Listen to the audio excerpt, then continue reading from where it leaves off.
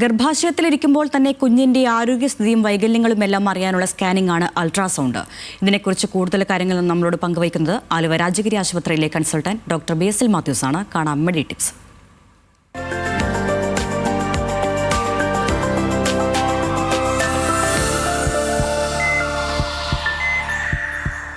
ഒരു പ്രഗ്നൻസിയുടെ കേന്ദ്രബിന്ദു എന്ന് പറയുന്നത് നമ്മുടെ ഉള്ളിൽ വളരുന്ന കുട്ടിയാണ്.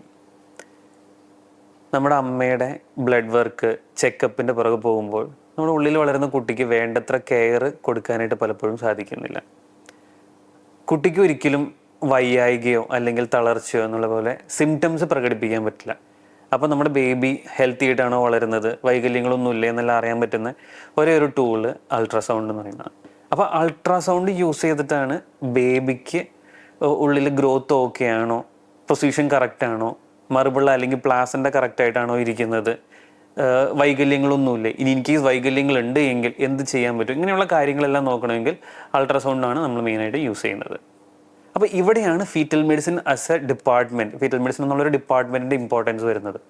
ഓരോ ഫീറ്റൽ മെഡിസിൻ എക്സ്പേർട്ടും ഇതിന് ട്രെയിൻഡാണ്.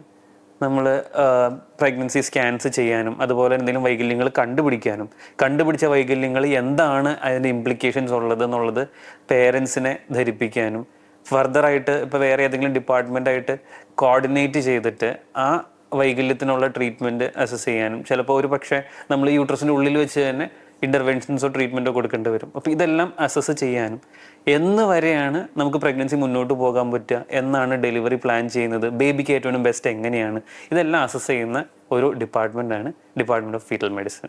3rd മന്ത് സ്കാനാണ് ഏറ്റവും കൂടുതൽ ഇമ്പോർട്ടൻസ് നമ്മൾ ഫീറ്റൽ മെഡിസിൻ കൊടുക്കുന്നത്. പലപ്പോഴും പണ്ട് നമ്മൾ 5ാമത്തെ മാസത്തെ സ്കാനിൻ്റെ ഉള്ളിലാണ് വൈകല്യങ്ങളെല്ലാം കണ്ടുപിടിച്ചുകൊണ്ടിരുന്നത്. ഇപ്പോൾ അങ്ങനെയല്ല, നമ്മൾ 3rd മന്ത് സ്കാനിൻ്റെ ഉള്ളിലാണ് വൈകല്യങ്ങൾ മിക്കവാറും കണ്ടുപിടിക്കുന്നത്. അപ്പോൾ 3rd മന്ത് സ്കാനിൻ്റെ ഉള്ളിൽ ഇപ്പോൾ ബേബിയുടെ ലെങ്ത്ത് നോക്കും, അതുപോലെ തന്നെ എക്കോകാർഡിയോഗ്രാം, അതായത് ഹാർട്ടിൻ്റെ ഡീറ്റെയിൽഡ് സ്റ്റഡി, ന്യൂറോസോണോഗ്രാം, ബ്രെയിനിൻ്റെ വരെ ഡീറ്റെയിൽഡ് സ്റ്റഡി ചെയ്യും. അതുപോലെ എന്തെങ്കിലും വൈകല്യങ്ങൾ ലിംസിനുണ്ടോ, സ്കെൽറ്റൽ അബ്നോർമാലിറ്റീസ് ഉണ്ടോ, ഇതെല്ലാം നോക്കിയിട്ടാണ് നമ്മളൊരു 3rd മന്ത് സ്കാൻ കംപ്ലീറ്റ് ചെയ്യുന്നത്. പിന്നെ വരുന്നൊരു സ്കാനാണ് 5ാമത്തെ മാസത്തെ സ്കാൻ. അപ്പോൾ ഞാൻ ഈ പറഞ്ഞ പോലെ 1 in 200 എന്ന് പറഞ്ഞല്ലോ. അപ്പോൾ അതിൻ്റെ ഉള്ളിൽ ബാക്കിയുള്ള 1 എല്ലാം കണ്ടുപിടിക്കാൻ പറ്റത്തില്ല. ചില കേസുകളിൽ നമുക്ക് പ്രഗ്നൻസിയുടെ എൻഡിലോ അല്ലെങ്കിൽ ഡെലിവറിക്ക് ശേഷവും മാത്രം കണ്ടുപിടിക്കാൻ പറ്റുന്ന കണ്ടീഷൻസ് ഉണ്ട്. അതൊഴികെ ബാക്കിയുള്ള വൈകല്യങ്ങളെല്ലാം അസസ് ചെയ്യുന്ന ഒരു പീരീഡാണ് 5th മന്ത് സ്കാൻ എന്ന് പറയുന്നത്. പിന്നെ അടുത്ത സ്കാൻ വരുന്നത് 7ാമത്തെ മാസത്തെ സ്കാനാണ്, 7ാമത്തെ അല്ലെങ്കിൽ 8ാമത്തെ മാസത്തെ സ്കാൻ. അപ്പോൾ 5ാമത്തെ 20ാമത്തെ ആഴ്ചയിൽ അല്ലെങ്കിൽ 21ാമത്തെ ആഴ്ചയിൽ നമ്മളൊരു സ്കാൻ കഴിഞ്ഞതിന് ശേഷം ഒരു 28നും 30നും ഇടയിൽ ചില കണ്ടീഷൻസിൻ്റെ ഉള്ളിൽ നമ്മൾ 28 ആഴ്ചയിൽ ചെയ്യും. പക്ഷേ ഇതുവരെ എല്ലാം ഓക്കെയാണ്, അമ്മയ്ക്ക് വേറെ പ്രശ്നങ്ങളൊന്നും ഇല്ലാത്തൊരു കണ്ടീഷനാണെങ്കിൽ നമ്മളൊരു 30 ആഴ്ചയിലാണ് അടുത്ത സ്കാൻ സ്കെഡ്യൂൾ ചെയ്യുന്നത്.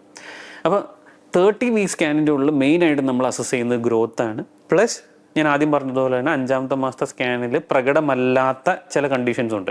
അപ്പോൾ അതങ്ങനത്തെ വൈകല്യങ്ങൾ ഉണ്ടോ എന്നുള്ളതും നമ്മൾ ഈ പറഞ്ഞ 30 വീക്ക് സ്കാനിൻ്റെ ഉള്ളിൽ അസസ് ചെയ്യും. ഇപ്പോൾ 30 വീക്സിൻ്റെ ഉള്ളിലും എല്ലാം പെർഫെക്റ്റ്ലി നോർമൽ പോലെയാണ് പോകുന്നത് എങ്കിൽ നമ്മൾ 36 to 37 വീക്സ്, 36നും 37 ആഴ്ചയ്ക്ക് ഇടയിലാണ് അടുത്ത ഒരു സ്കാനും കൂടെ അസസ് ചെയ്യുന്നത്. സോ ഓവറോൾ നമ്മൾ നോക്കുകയാണെങ്കിൽ ഒരു 5 സ്കാൻസ് ആണ് റഫ്ലി പ്രഗ്നൻസിയിൽ വരുന്നത്, 4 to 5 സ്കാൻസ്.